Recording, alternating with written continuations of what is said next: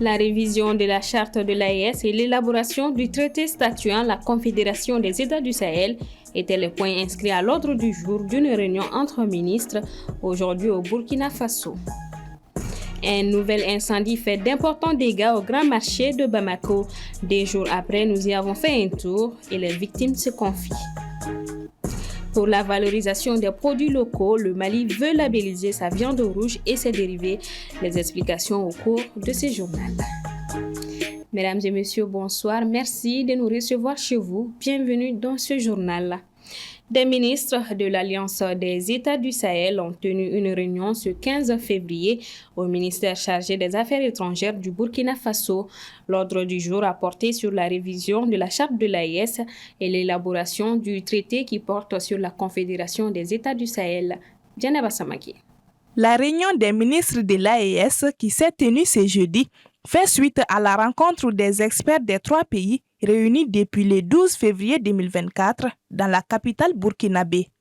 À l'ouverture, le général Salifou Modi, ministre en charge de la défense du Niger, a indiqué que cette rencontre va servir de cadre pour réviser la charte de l'AES et élaborer les traités portant création de la Confédération des États de l'Alliance. La révision de la charte de l'AES va favoriser la mise en place d'une architecture institutionnelle avec notamment la création des comités nationaux de l'AES.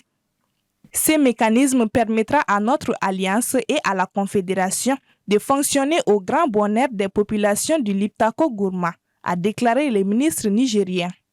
Quant au colonel Abdoulaye Maïga, ministre d'État, ministre de l'administration territoriale, il a insisté sur la nécessité d'organiser la communication de l'AES, y compris à travers la définition d'une stratégie de communication, la sélection de la charte graphique ainsi que le logo de l'AES. Dans ce cadre, Abdoulaye Maïga a souligné que, vu le rôle central des médias, il est envisagé de renforcer leur cadre de concertation et opérationnel pour un partage efficient de l'information et une coordination accrue. Kassoum Koulibaly, le ministre de la Défense du Burkina Faso, a félicité les hauts fonctionnaires qui ont travaillé du 12 au 14 février 2024 à Ouagadougou afin de fournir les documents pour faciliter la délibération des travaux du jour. Les trois chefs de délégation ont saisi l'occasion pour rappeler les retraits de leurs États de la CEDEAO qui, selon eux, s'est détourné de son objectif principal d'être au service des peuples, surtout dans ces contextes sécuritaires difficiles pour les États de l'AES. Ils jugent que cette décision offre aux trois États une opportunité de parvenir à une intégration réelle. Pour un rappel, le président de la transition du Niger, le général Abdraman Tchani, a évoqué le 11 février dernier la possible création d'une monnaie commune avec les autres pays de l'AES pour marquer l'étape de sortie de la colonisation. Dans la région de Badiangara, les objectifs de la campagne 2023-2024 sont loin d'être atteints. Des producteurs l'ont affirmé au micro de Paul Yapinguesson. À Badiangara, la situation est préoccupante, car la campagne agricole 2023-2024 a été moyenne. Les agriculteurs ont enregistré des rendements en baisse en raison de la pluviométrie tardive et de la situation sécuritaire qui provoque le déplacement des populations. On avait prévu 350 600 hectares pour le mil, mais on a pu réaliser 338 309 hectares, soit 96% des réalisations. En ce qui concerne les sorgho, sur 22 400 hectares prévus, nous avons réalisé 19 535, soit 87% des réalisations. Pour les moyens sur 1470 hectares prévus, nous avons réalisé 1421, soit 96,6%. Et maintenant, les fonio, on avait calé les objectifs à 7525 hectares. Et là, nous sommes arrivés à réaliser 7521, soit 99,94%. Tout système confondu. Et on avait prévu pour le riz, voilà, donc environ ça, nous sommes environ à 68% des réalisations. Le directeur régional de l'agriculture de Bandiagara, Toumani Goïta, reste tout de même optimiste pour la suite avec les cultures de contre-saison. La spécificité de la région de Bandiagara, c'est une région où aussi la contre-saison, l'échalote, oignon aussi est très développée. Donc, on peut faire trois cycles d'échalote pendant la contre-saison. On va pallier maintenant à ces déficits céréaliers-là. Nous espérons quand même que beaucoup serait très, très bien fait dans la contre-saison. Les perspectives sont déjà bonnes. À noter que dans certaines localités de Bandiagara et Bankas, les paysans n'ont pas pu cultiver cette année à cause de l'insécurité. Beaucoup d'entre eux ont d'ailleurs été chassés de leur village par des hommes armés. La région de Bandiagara compte à ce jour plus de 1200 ménages déplacés du fait de l'insécurité. Il y a 2 jours, un incendie a éclaté au cœur du grand marché de Bamako, niveau d'Abanani, et a causé d'importants dégâts. Ce matin, Souhail Afane a fait un tour sur les lieux et a interrogé certaines victimes. Voyons ensemble.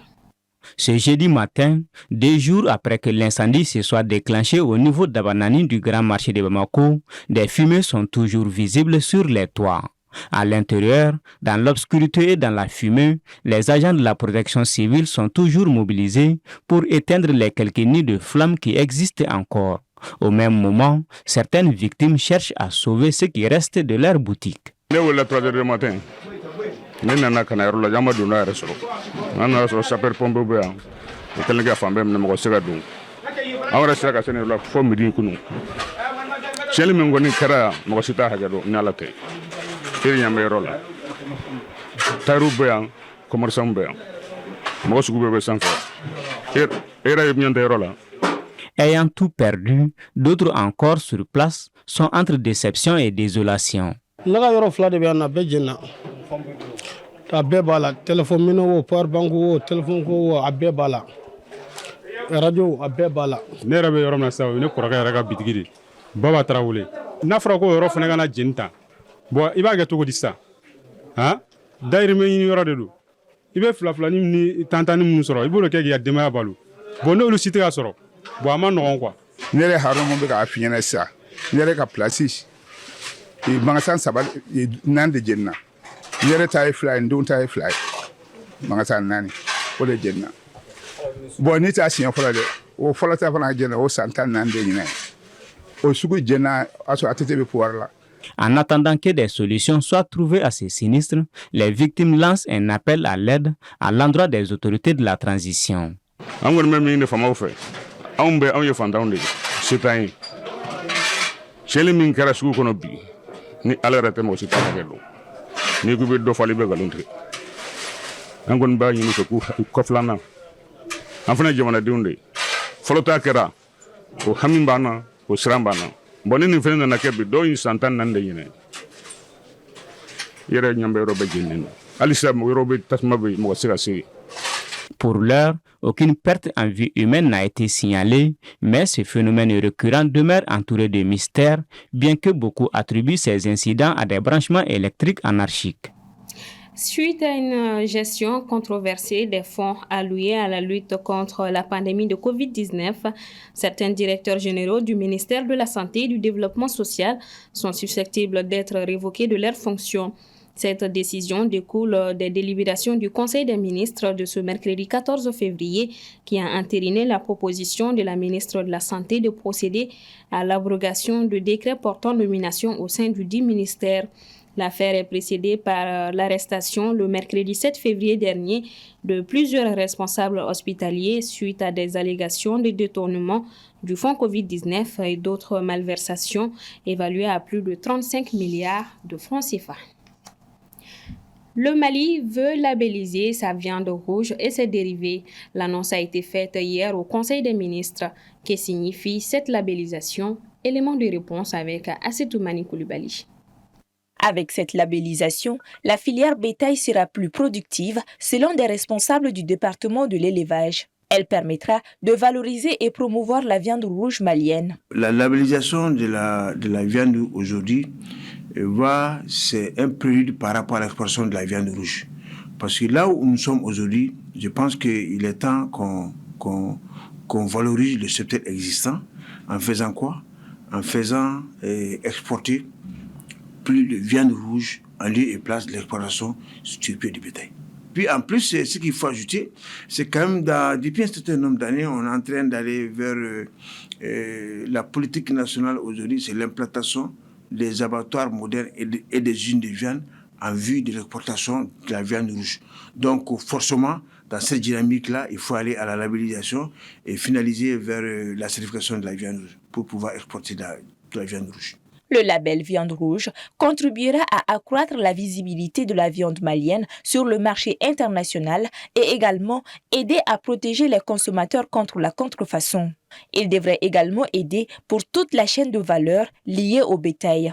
En valorisant le cheptel malien à l'exportation de la viande rouge, qu'est-ce qu'on fait ?